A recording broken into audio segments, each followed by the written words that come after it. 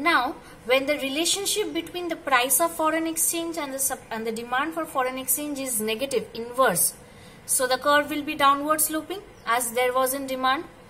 So the curve will be downward sloping. I hope you all remember that I said there is a trick that whenever the relationship will be negative, inverse, both the variables will be moving in the opposite direction, the curve will be downward sloping. And if both the variables are moving in the same direction, the curve will be upward sloping.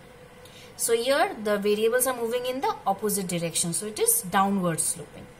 Okay, so the price of the foreign currency is rising or foreign exchange is rising, demand is falling. Similarly, if the price of the foreign exchange is falling, then the demand for foreign exchange is rising.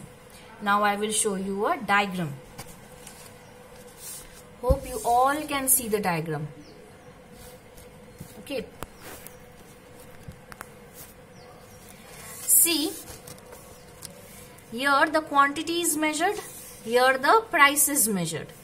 When the price of the foreign currency or the price of the foreign exchange was R, demand was M.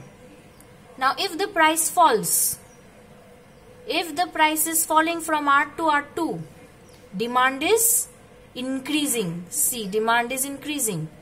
Now if the price is rising, see, the demand is falling. And this is the downward sloping demand curve. This is the equilibrium. Now when the price is rising, demand is falling. When price is falling, demand is rising. Okay. Now, what does this mean? That the price of the foreign exchange is falling, or the price of the foreign currency is falling, and the price of the foreign currency is increasing. What does it mean? When the price is increasing, that means when the price of the foreign exchange is increasing, that means our currency, our domestic currency is getting devalued.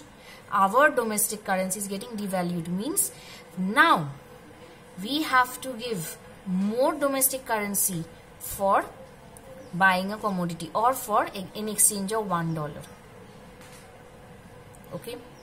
Similarly, if we are saying that the price of the foreign currency has fallen down, if we say that the price of the foreign currency has fallen down, means our countries, our domestic currency has been appreciated. The value of the domestic currency has been appreciated. Means now against $1 we don't have to pay much more. So if the currency is devalued, against $1 we have to pay more domestic currency. If the value and if the opposite happens, that the value of the currency has been, domestic currency has been appreciated, then against $1 we have to give less domestic currency. Okay, is it clear? So that is why when we are saying that the price of the foreign exchange is increasing, okay, or the price of the foreign currency is increasing, that means our currency, domestic currency has been devalued and we have to pay now more foreign currencies.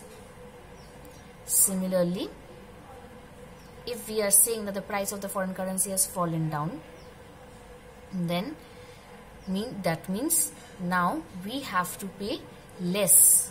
We have to pay less in terms of foreign currency. So automatically the demand for foreign currency increases when the price of the foreign currency is falling, because now our country's domestic currency value has been appreciated and now we have to pay less in terms of foreign currency. So the demand increases. Similarly, in the opposite it was happening when the price of the foreign currency was increasing. What was happening? The demand was falling down because we had to pay more in terms of foreign currency. Okay, so this is the basic theory. Now we will move to the sources, that is the supply. Sources of supply, the factors affecting supply of foreign exchange. Okay.